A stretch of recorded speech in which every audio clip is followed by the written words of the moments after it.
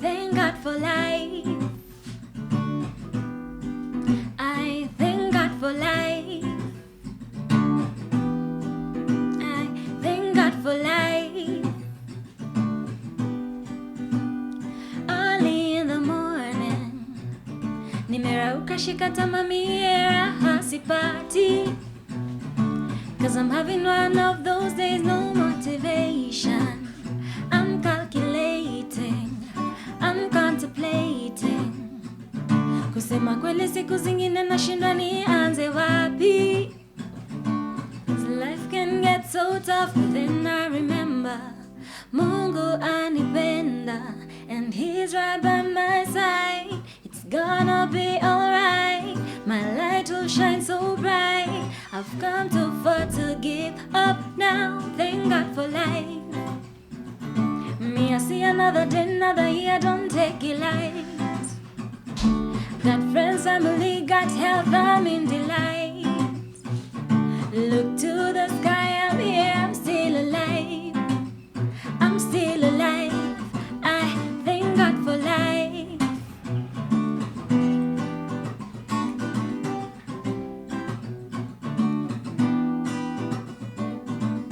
All things are working for my good. Thankful for what I've been through. Incredibly grateful. Unbelievably blessed. Shida hazinitambui, asante kwa uhai. And I'm walking on higher ground. I cannot complain, I got all that I need. I got every reason to put a smile on my face. And I won't let nobody kill my vibe. I've come too far to give up now. Thank God for life. Me, I see another day, another year. Don't take it light. Got friends, family, got health, I'm in delight. Look to the sky, I'm here, I'm still alive. I'm still alive. I thank God for life. I thank God for life. I thank God for life. Thank God for, thank God for, thank God for life. I thank God for life. I thank God for life. I thank God for, thank God for, thank God for life. Me, I see another day, another year. Don't take it light. Got friends, family, got health, I'm in delight. Look to the sky, I'm here, I'm still alive. I'm still alive. I thank God for life.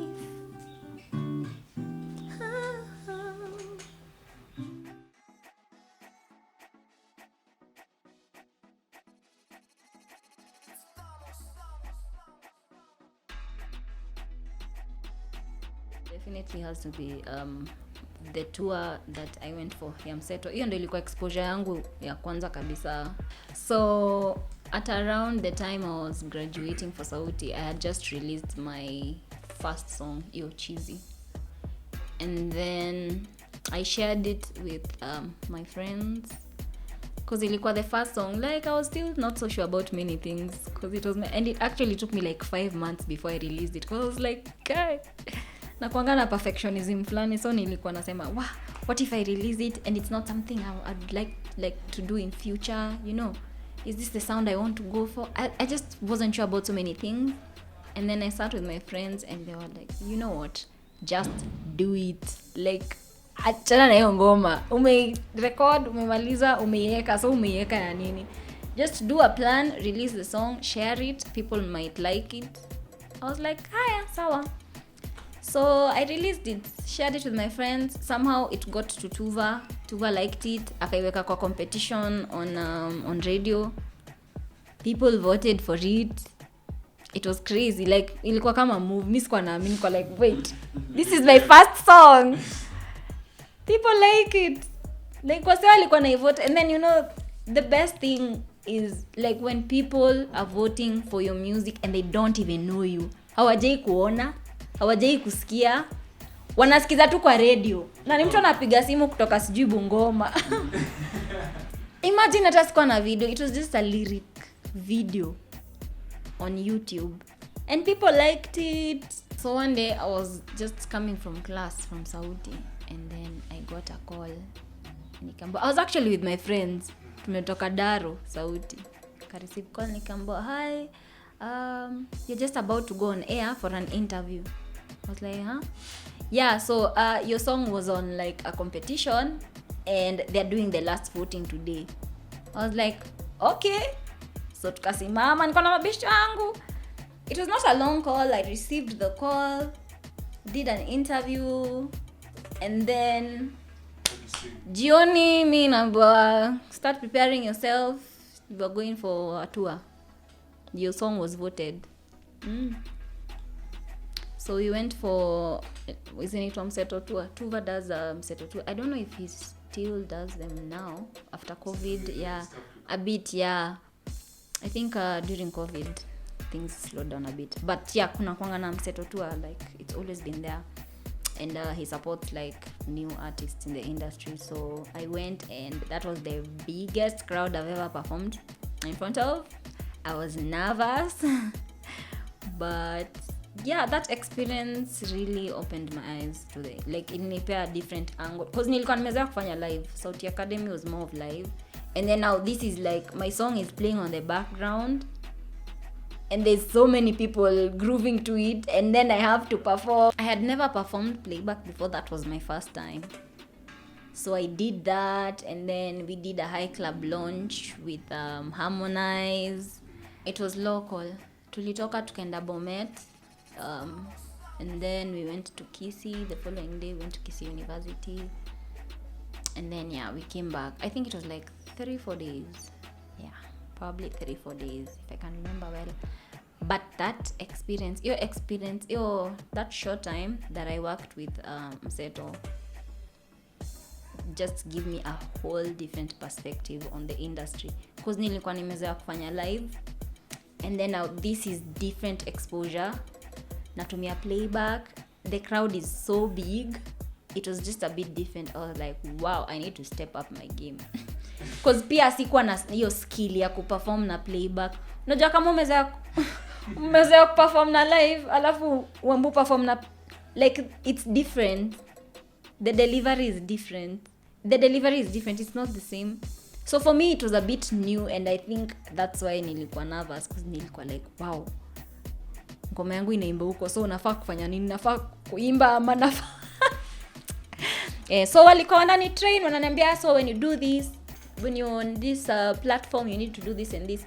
So I really learned a lot from your experience, because after that bado niliperform, because hiyo ngoma nimeperform hiyo ngoma cheesy.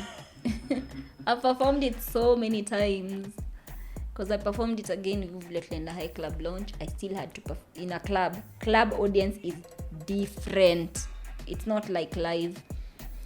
So I think hiyo experience ilinifunza vitu mob sana. Yeah. My worst, hebu ngoja nikumbuke. I think worst naweza sema anytime, and that has happened more than once, that maybe I went to an event and then, cause you're not maybe a celebrity, like bado hujajulikana sana, they they don't prioritize you. Ama unaenda event, unatolewa kwa list, uko like literally that's happened before when I was starting my music career, when I was still playing with a band. Went to an event, and then because there was so many artists, unapata kulikuwa na list, and then artist wengine wanakuja, mnatolewa kwa list, how artist wana perform. I think hizo moments zilikuwa zinanifanya ni feel like kuna times mob nilikuwa na feel ku give up, but then when I was starting out, there's so many times I felt like giving up, because that happened a couple of times mpaka nilikuwa nashindwa, wow. Unajua mtu anasikia vibaya, una feel too like, because you've practiced, you've put in time in your practice, and then you go to an event, unashtukia tu mmetolewa kwa list, na mko ready mkodi na guitar, mko ready mkodi na guitar, mmejichocha, mnaenda kuperform event, alafu mnafika huko mnachujwa kwa list. I think hizo ni one of my worst moments, especially at the beginning of my career. Nilikuwa nasikia vibaya, afu tuko squad, so tunarudi home hatuja perform. Watu walikaa kukuacha na kuuliza unaingia sana. Wanakuuliza that's the worst part actually. Nakuuliza kwani amuingi. Na unajua sasa hiyo unaweza pata msee hadi amelipatiko. Na nakuuliza kwani amuingi.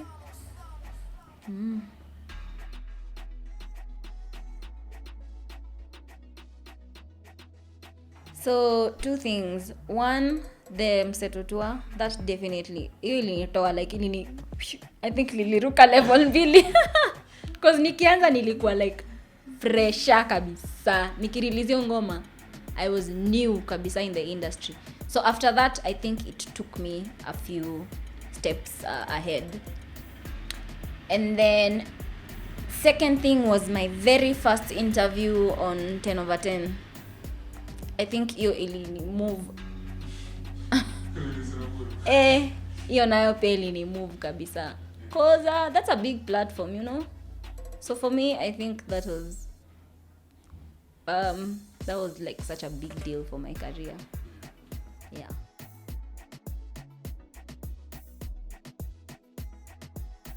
So for me, it's kubalance it's a bit hard, but it's in this era and age. Imagine hauna option a lot. Kwanza after interview sana ndo mtu anapata hizo manini question. Mtu anakuuliza how did you start, what do I need to do, you know. And I understand because like hata mimi nimekuwa hapo. Kuna time I wanted someone to tell me what I need to do to get to a certain place, and I always reply, by the way. I reply to DMs. Of course DMs zina make sense, sizo zingine unajua. Niko na hiyo knowledge ya communication na branding, so most of the time I know what I need to do, although sometimes I wish I had someone to help me do it, but as for now sina option. It has to be me. I have to create content, and also I'm not just singing. I'm a singer, I'm a model, and I'm an entrepreneur. Sina option. I have to wake up in the morning. I have to plan content for my week.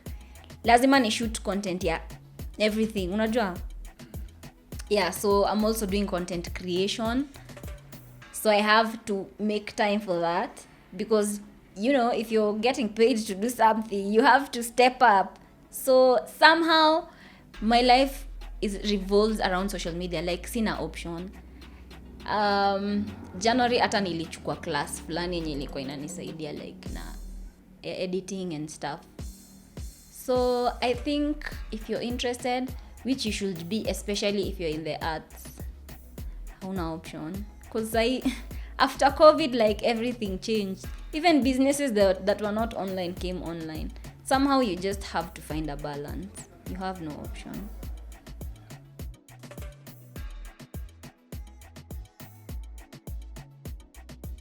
For modeling, nimefanya minor roles. I don't remember what year. I think it was 2016 or 2017. There's a time I had a role with Valon. Fashion, nimefanya runway a couple of times. I work with Aftermath. The Aftermath. Aftermath is mostly fashion and modeling and runway. So I've worked with Aftermath a couple of times. Fintan Fashion, it's a big designer. Philbert is the CEO. So I work with Fintan Fashion a lot. The last job actually tulifanya ilikuwa just the other weekend at the Polo. We were showcasing for Tusker Malt, I think. Yeah, I think I know. Anyway, so yeah, so I've modeled with Fintan. I've worked with Zero Sufuri. I've worked with what's his name of this guy? Forgotten his name. But yeah, I think those are some of the major collaborations that I've had, and I'm hoping to have more.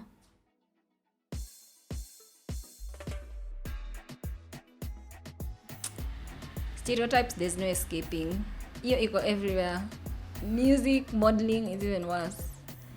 I remember when I was starting my modeling career, like, skin tone is, I hate to say it and I hate that it's true, but imagine it's still a thing. Like, sometimes unapata, especially with local jobs, like at ads, unapata they prefer, fairer skinned girls. Sometimes unapata job and they want light skinned girls, so as a dark skin you don't get it. With height, I understand kwa sababu unajua runway ina depend. If you're doing high fashion kwa runway, you can't be short, so that's one thing yenye imenikazia as a model.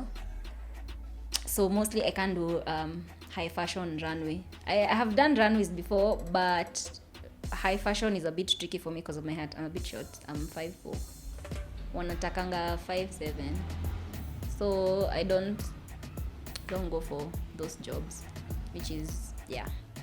But yeah, the stereotype ya nini, light skin versus dark skin, it's there. I won't lie to you. It's there, and it's there in the modeling industry, in the fashion industry, and it's there in the music industry. Whether people want to deny it or not, it is there. Iko. And it's something watu wapendangi kuongelelea sana, because watu wanasemanga, oh no, it's because you're dark skin, that's why you're saying that, because you're not. It's there, like yeah, I'm speaking from experience, yeah, both from the fashion industry and from the music industry, because I've faced it in both.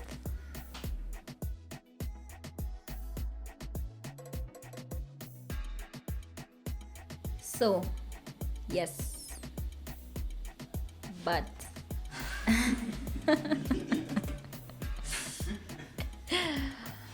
but if I'm being honest, pesa yenye mimi nimepata kwa music siwezi compare na yenye nimepata maybe kwa modeling. I don't know if it's because I'm going, because I feel like I go hard on because I'm really passionate about those are my first, like, kwa list yangu since I was like this young.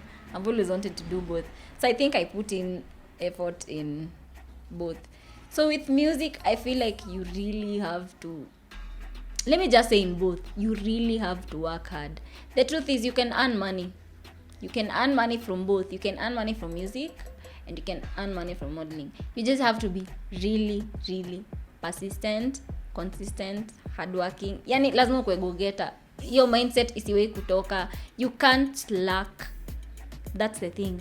Yani hauna opportunity, hata una space ya ku-breathe. You just go and go and go. It's possible. Like, people are making, if someone else is making money out of it, why can't you? If you've ever made 2,000, if you've made $1 from something, you can make $1 million more from it. It's possible.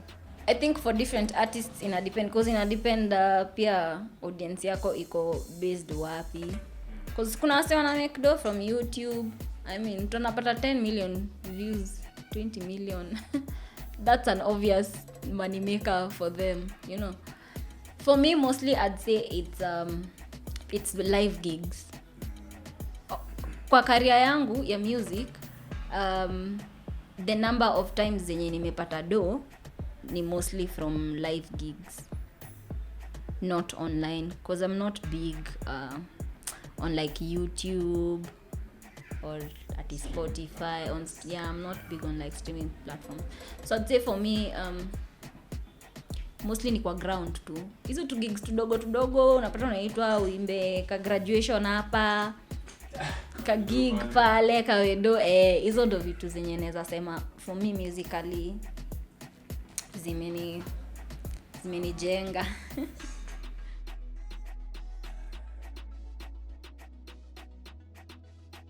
Tafuta tu nianze na hiyo business oriented. If I was business oriented, singekuwa nafanya music sahi, I promise. Ningekuwa nimequit like 5 years ago. With my music, I have never been business oriented. Of course, eventually you want to make money from it.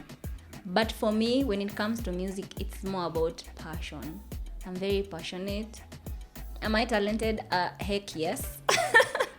But I still need to put in the work. Just because I'm talented doesn't mean ati na sound kama sijui like muambia msee unaona hata vile unaendanga event unasema ati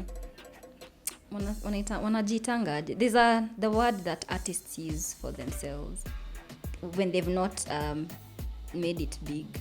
I'm always like, you're either an artist or not an artist. There's no in between. Upcoming. That's the word I'm looking for. Mi usema hivi, acha kujiita upcoming artist. You're either an artist or you're not an artist. That's what I tell all my friends. Are you an artist? Yes or no?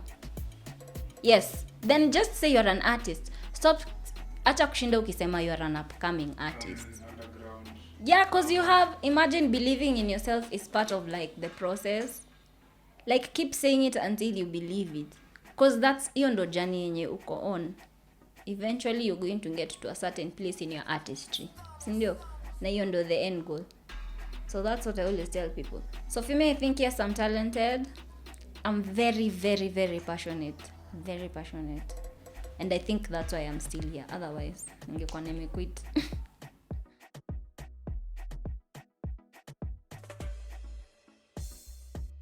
Young is relative.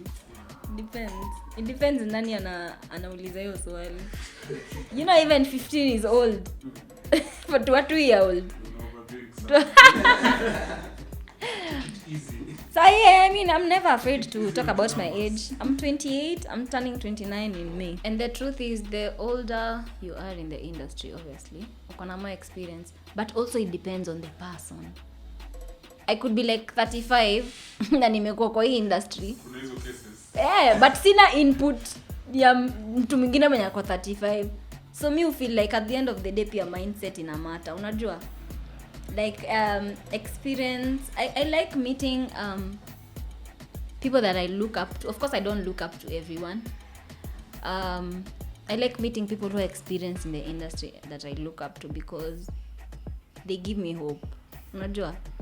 Sometimes unapata msee alipata breakthrough after 10 years, 7 years, you know.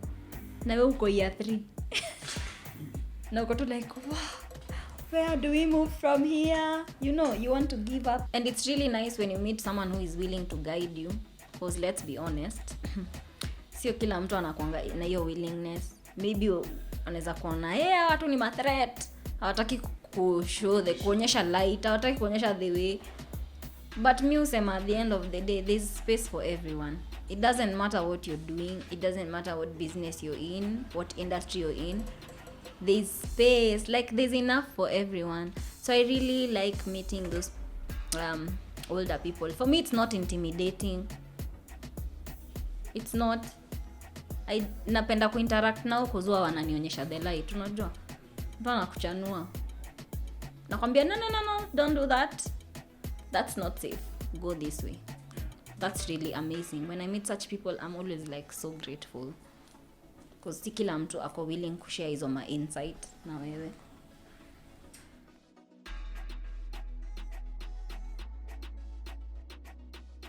My projects, nimefanya na DJ Thamos, shout out. Yeah. So far ni kuna mwenye. And honestly, na nimesahau jina yake. Okay, surely. Anyway, okay, imagine nimesahau. I think amework na Bensol kwa project recently. I feel like he really understand my sound because I've been stalking his productions. So fresh. Okay, so fresh, please. I want to work with you. I beg. I really want to work with So Fresh because I listen to his productions and I feel like he'd really understand the direction that I'm headed with my music right now. I think hata nimei reach out kwake. I think Lily reach out kwake 2019 before I recorded my EP at with DJ Thamos.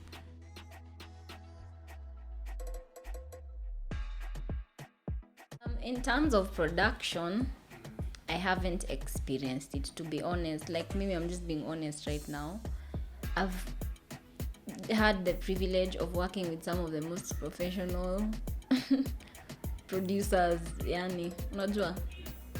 So I think I'm also really grateful for that, because I have friends who have had, some not very nice experiences. Generally, nope. It's tough being a woman in this industry. It's tough kwa sababu, first of all, it's male dominated. Let's start there. Then kuna hiyo factor ya, like, you just have to put in twice the work. Like, for us it doesn't come easy, honestly. And I know, like, kuna watu wenye wanaweza taka kudeny, but please deny if you're standing from a female artist's point of view. Otherwise, but female artists know it is not easy. It's not easy being in a male dominated industry like this. It's not, because it's also very easy to be taken advantage of, especially if you're new and you don't know anything. You really need a lot of God and a lot of guidance. If you don't have that, it's very easy to slip. Wows. Sitaji vagina, but yes. Kwanza kwa modeling. In the modeling industry, it's streets. The streets are hard. So contract is the secret. Contract. Mimi nakwambia nimefanya big jobs that paid me peanuts. Sometimes you just learn. You learn on the job. Ukishamaliza ndo una realize, next time I'm not going this way. I'm not doing this. Next time I need to do 1, 2, 3. I need a contract. I need this. I need to check out on. Everything needs to be clear before I do 1, 2, 3, 1, 2, 3. Because at Mr. Kudanganya, people have taken advantage. In terms of money, lazima ukwe rada, alert. I had so many big wins in 2018. I had many big wins. Like, for my career, 2018 was a big year for my career. I'd say that. So how did I get it? We have a group called Sauti Movement on WhatsApp, and someone just posted. Literally ilikuwa the same day nilikuwa naenda, High Club was being launched, and I was performing there with Harmonize that evening. I don't know how it happened. I just nearly respond. Someone texted, I was like, hi, we need artists to perform. It's Chris Brown's birthday, and we need artists to come and perform, to do a live recording, kumwish happy birthday, na pia wafanye ngoma yao. And obviously for me, because Cheesy then was a big song, of course I had to do a live version, and I was even looking for the perfect opportunity ya kufanya live version ya hiyo ngoma. So that's how I ended up doing it.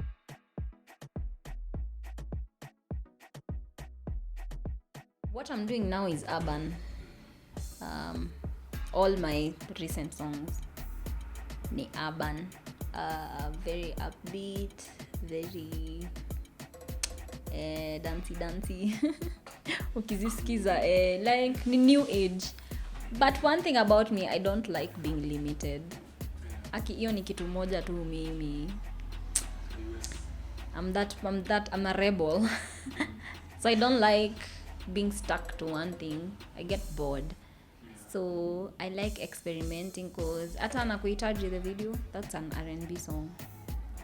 When I started out, Cheesy is Afropop. It's actually almost a zouk ngoma. So yeah, let's just say I like experimenting with my music, but at the moment I'm currently doing urban music. Hapo ndio niko sahi vile tunaongea.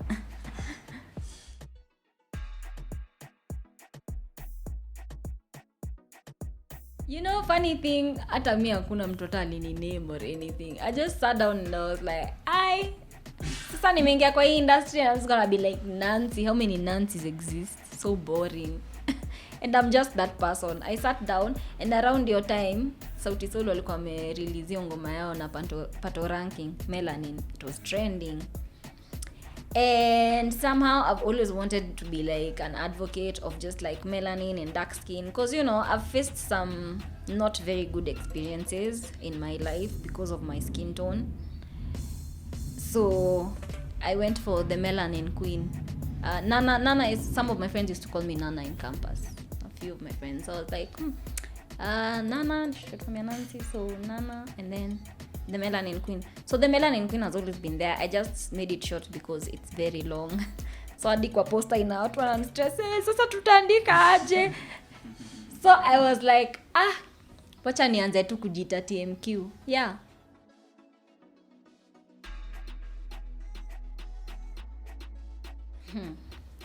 This is really crazy, but the time I'm most creative is when I'm not in a good space. I know that's not even healthy and it doesn't make sense. Ngoma zangu most nimeandika nikiwa in a bad space. I get inspiration when I'm not okay. Naanzanga tu kuandika, like even I like reading and writing poetry. That's the time I've written some of my best songs, because ata cheesy, I was in a really bad space when I was writing it. And you see, like, it did so well. I was not even expecting it. But I hope to write songs when I'm in a good space, because I feel like they would even be better than the ones I write when I'm in a bad space. Because then I can't depend on bad. Because like kama sahi, I'm in such a good space, like mentally and emotionally, physically. So I feel like this is a good time to be writing. But then that's crazy because now inspiration haiko, like I probably need to figure out what inspires me when I'm in this state. Yeah, but most of my songs nimeandika nikiwa in a bad space.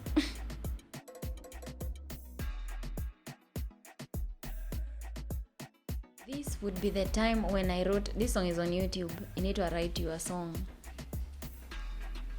After nandike ngoma, nilika hivi nikasema mimi ule msee, thank you. I mean, I've written other songs before that I haven't released, and I like them. They're just unreleased. But I don't know why this particular one stands out. Because sijai feel vile nilifeel after niliandika hiyo ngoma. That's a very personal song for me. And vile nilimaliza, I was like, wow, I'm so proud of myself.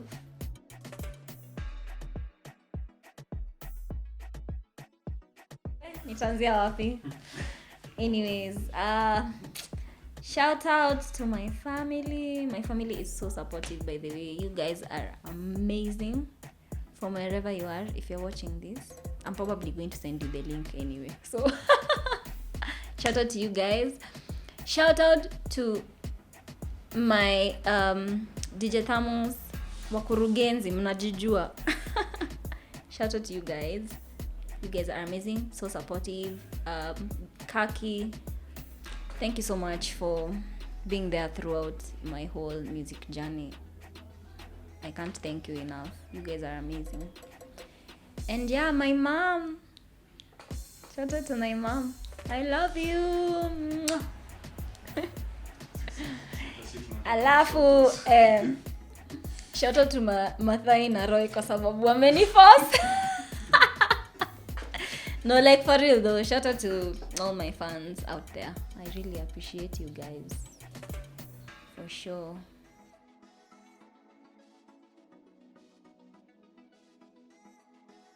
Oh my gosh, entrepreneurship is crazy.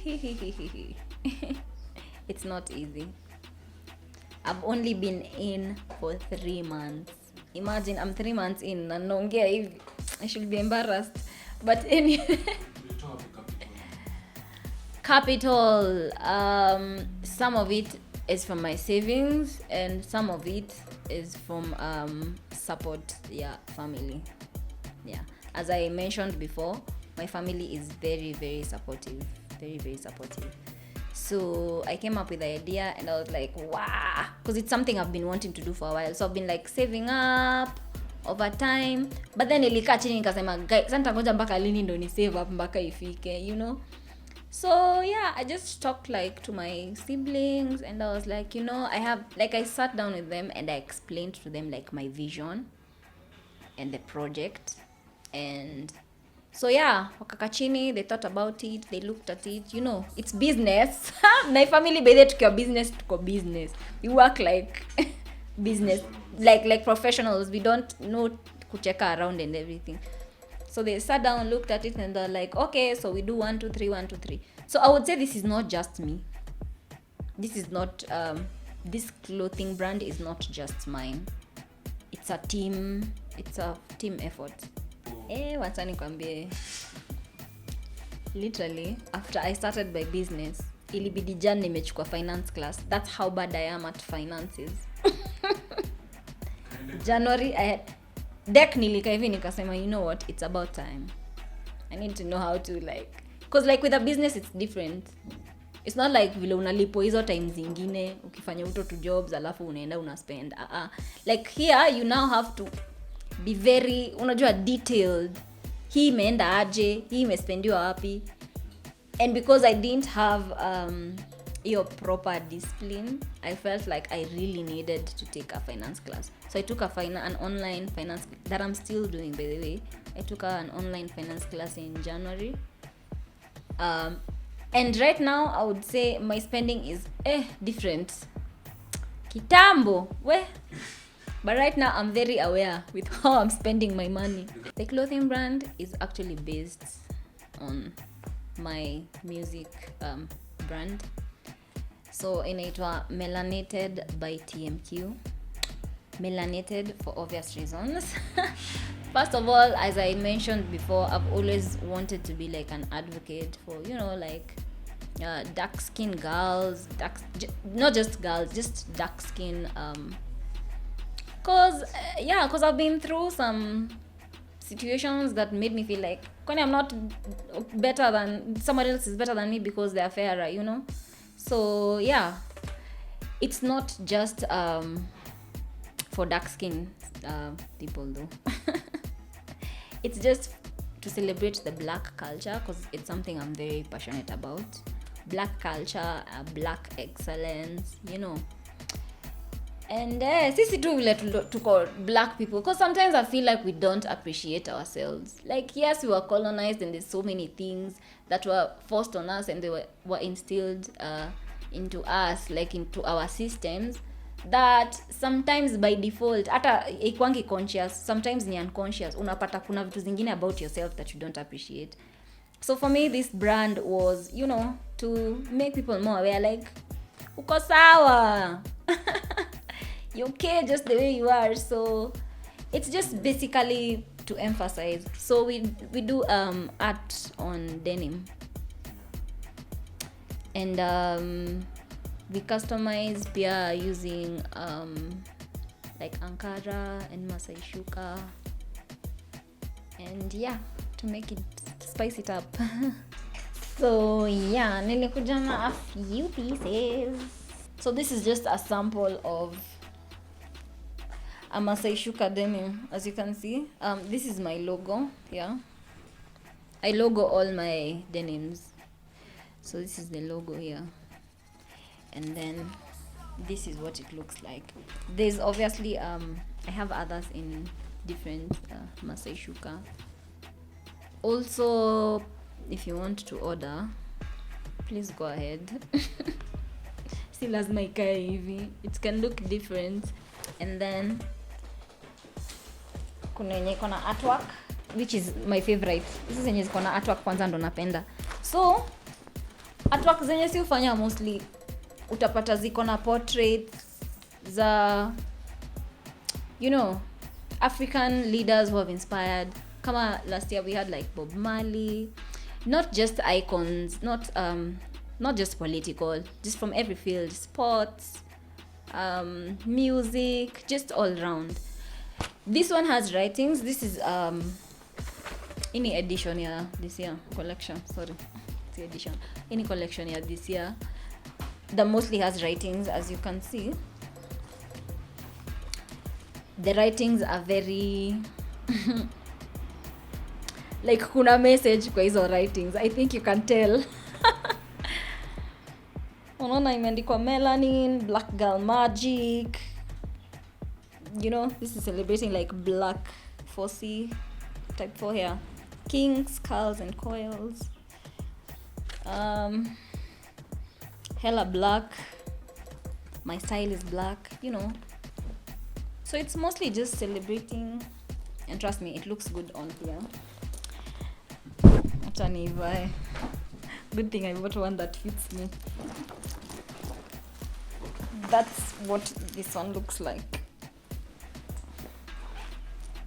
Yeah. Iko tu na some wordings. Yeah.